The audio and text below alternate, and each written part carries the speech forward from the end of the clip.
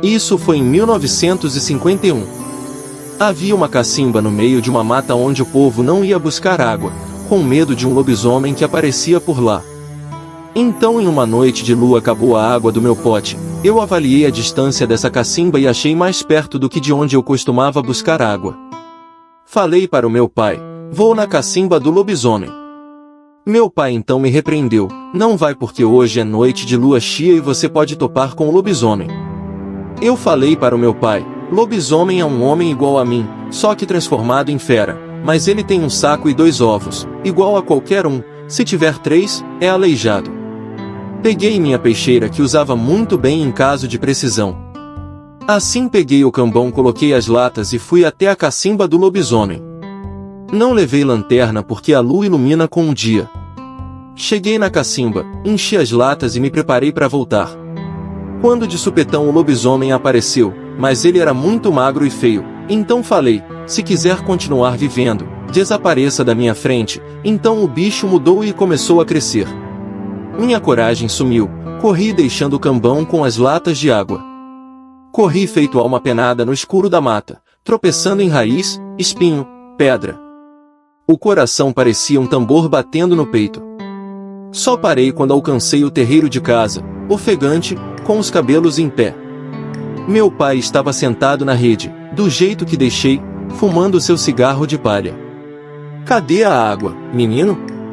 perguntou ele, mas o tom não era de cobrança, era de quem já sabia o que eu ia dizer. O lobisomem cresceu, pai, virou um bicho grande, de olho vermelho e pelo por todo lado. Eu fugi. Meu pai soltou a fumaça devagar, depois se levantou e foi até o canto do quarto. Voltou com uma velha espingarda de 2 canos, herança do meu avô, que lutou na revolta de Princesa. Esse lobisomem é velho conhecido. Só ataca em noite de lua cheia, mas nunca fez mal a ninguém, falou enquanto colocava os cartuchos na espingarda. Hoje ele se passou. Vamos buscar esse cambão. Agora? Perguntei, quase sem fôlego ainda. Agora. Deixar as latas lá é chamar para ele pensar que tem direito sobre a cacimba. Fomos os dois, ele com a espingarda, eu com um candeeiro que pegamos antes de sair. A mata estava silenciosa, como se até os sapos tivessem medo. Quando chegamos na cacimba, o cambão ainda estava lá, mas uma das latas tinha sido amassada. Tinha pelo grudado na aba, e o cheiro, um cheiro de bicho selvagem, forte e ruim. Ele ficou irritado. Disse meu pai, examinando a cena. Mas não ficou por aqui. Se tivesse ficado, a gente sentiria. Voltamos para casa com o cambão, e naquela noite, não dormi. Fiquei pensando, se aquele lobisomem quisesse mesmo me pegar, podia ter feito. Mas não fez. Só apareceu, se mostrou, talvez quisesse dizer algo? No dia seguinte, fui ao mato de novo, dessa vez de dia. Queria entender. Andei por perto da cacimba, sem medo. Achei uma cova rasa, e dentro, um osso de gente, meio enterrado. Chamei o padre, chamei o delegado. Cavaram mais. Era um corpo. Um homem sumido fazia anos. A partir daí, o lobisomem nunca mais apareceu. E o povo voltou a buscar água na cacimba. Dizem que era o espírito do homem que virava lobisomem, querendo que encontrassem seus restos e lhe dessem descanso. Eu? Nunca mais duvidei de história de mato. E toda vez que vou à cacimba, levo uma vela e acendo na beira da água. Pro lobisomem. Ou o que sobrou dele. Depois do enterro do corpo encontrado perto da cacimba, o vilarejo inteiro parecia respirar aliviado. Padre Honório fez uma missa bonita, dessas de fazer chorar até homem calejado, e o povo todo comentou que agora a alma do lobisomem ia descansar. Mas nem tudo se aquietou.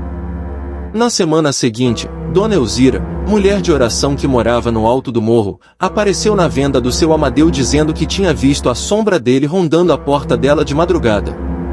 Disse que era uma figura alta, com olhos de brasa, que não falava nada, só olhava. O povo riu, disse que era sonho, que ela tinha comido queijo demais antes de dormir. Mas eu sabia. Aquilo não era invenção. Resolvi voltar à cacimba. sozinho. De dia. Chegando lá, o lugar estava estranho. O mato ao redor parecia mais fechado, como se tivesse crescido tudo de uma vez. A cacimba, que costumava estar limpa, com a água brilhando no fundo, estava turva. Havia pegadas, de bicho, mas grandes demais para ser de lobo, e fundas como se o chão tivesse cedido sob o peso. Peguei um galho e mexi na água. Nisso, senti o cheiro de novo, o mesmo da noite em que fugi. Era o cheiro dele. Corri de volta e fui direto falar com seu ponciano, o mais velho do lugar, que dizem ter visto coisa demais nessa vida. Quando contei tudo, ele me olhou por uns segundos e disse: "Esse lobisomem que você viu não é de carne só. É de alma." Fez uma pausa e cuspiu no chão. "Aquele corpo que você achou, não era o lobisomem. Era o homem que ele matou." A informação caiu como trovão na minha cabeça. "Mas então, quem é o lobisomem?" "Pode ser qualquer um," ele disse, com um olhar pesado. "Pode até ser você." Voltei para casa sem dizer uma palavra. Aquela noite, travei. Não consegui dormir. O pensamento martelava minha cabeça: e se o lobisomem estivesse vivo, e estivesse se passando por alguém da vila? Comecei a observar o comportamento do povo. Os olhares. Gente que antes era alegre e agora andava calada, desconfiada. Até meu pai, que nunca teve medo de nada, andava trancando a porta de dentro para fora. Uma noite, ouvi passos no terreiro. Me levantei devagar, peguei a peixeira. Fui até a janela. Lá estava ele. Alto, magro, olhos vermelhos. Mas não parecia bicho, parecia homem. Um homem que chorava. "Por que você voltou?"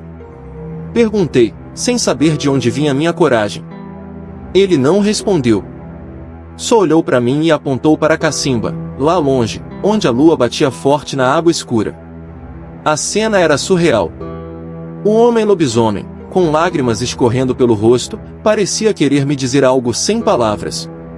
Senti um calafrio percorrer minha espinha, mas também uma estranha compaixão. Ele não parecia ameaçador naquele momento, apenas triste. "O que você quer?" Insisti, a voz firme, mas o coração batendo acelerado. Ele continuou apontando para a cacimba, e então, lentamente, começou a se afastar. Segui seus passos, mantendo uma distância segura. Ele me guiou até a beira da mata, onde parou e olhou para trás, como se esperasse que eu o seguisse. Com a peixeira na mão e o coração na boca, entrei na mata. O lobisomem caminhava à frente, seu vulto iluminado pela lua cheia. Chegamos à cacimba, e ele parou, apontando para a água. Aproximei-me com cautela e, ao olhar para a água turva, vi algo brilhando no fundo. Sem pensar duas vezes, mergulhei a mão e puxei um objeto coberto de lama. Era um medalhão antigo, com um desenho intrincado na frente. Limpei-o na camisa e abri. Dentro, havia uma foto amarelada de uma mulher sorridente e uma inscrição: "Para sempre, Maria." Olhei para o lobisomem, que agora parecia ainda mais humano. Seus olhos vermelhos estavam fixos no medalhão, e ele murmurou algo que soou como Maria. "Quem é Maria?" Perguntei, a voz quase um sussurro. Ele fechou os olhos, e quando os abriu novamente, estavam cheios de dor. "Minha esposa", disse, a voz rouca e profunda. "Eu a perdi há muitos anos. Fui amaldiçoado por um feiticeiro que queria nos separar. Desde então, vago por essas matas, sem descanso." Senti um nó na garganta. A história dele era trágica, e eu, que sempre temi o lobisomem, agora sentia pena. "O que posso fazer para ajudar?" Perguntei, sincero. Ele olhou para mim, e pela primeira vez, vi gratidão em seus olhos. "Encontre o feiticeiro. Ele ainda vive, escondido nas sombras. Só ele pode quebrar a maldição." Assenti, determinado. "Vou encontrá-lo. Prometo." O lobisomem sorriu, um sorriso triste, e então desapareceu na escuridão da mata. Voltei para casa com o medalhão apertado na mão, sabendo que minha missão agora era encontrar o feiticeiro e libertar a alma atormentada do lobisomem. Nos dias seguintes, comecei a investigar. Perguntei aos mais velhos da vila sobre feiticeiros e maldições. Alguns riam, outros faziam o sinal da cruz, mas ninguém sabia nada concreto. Até que um dia, Dona Elzira me chamou em sua casa. Sei quem pode te ajudar, disse ela, a voz baixa. Mas é perigoso. Quem? Perguntei, ansioso. O velho Zé das Cobras. Ele mora na serra, longe de todos. Dizem que ele sabe de tudo o que acontece nessas matas. Agradeci e parti na mesma hora. A subida até a serra foi árdua, mas a determinação me impulsionava. Encontrei a casa de Zé das Cobras, uma cabana escondida entre as árvores. Ele me recebeu com desconfiança, mas quando mostrei o medalhão e contei a história, seus olhos brilharam. Conheço essa maldição, disse ele, examinando o medalhão. O feiticeiro que a lançou é poderoso, mas não invencível. Ele me deu um amuleto e instruções precisas. Use isso e siga essas instruções. A maldição será quebrada, e o lobisomem encontrará paz. Voltei à cacimba na noite seguinte, com o amuleto no pescoço e o coração cheio de esperança. Chamei pelo lobisomem, e ele apareceu, os olhos vermelhos fixos em mim. Segui as instruções de Zé das Cobras, e quando terminei, o lobisomem caiu de joelhos, transformando-se lentamente em um homem. Ele me agradeceu com lágrimas nos olhos e desapareceu, finalmente livre. Desde então, a cacimba voltou a ser um lugar de paz, e o povo da vila vive sem medo. E eu, sempre que passo por lá, lembro-me da história do lobisomem e da promessa que cumpri. Agora se inscreva no canal e deixe o gostei se não vou atrás de tu, cabra.